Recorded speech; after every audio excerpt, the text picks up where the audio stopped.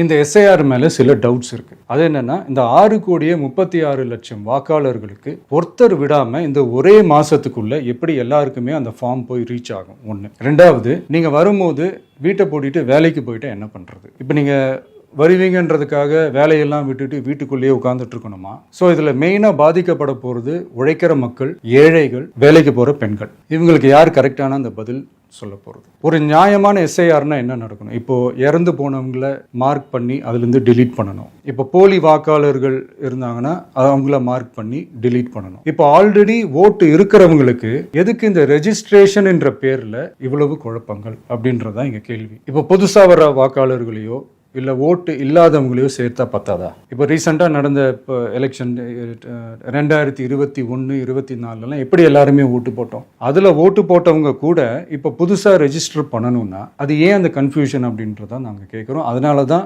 நாங்கள் எஸ்ஐஆரை எதிர்க்கிறோம்.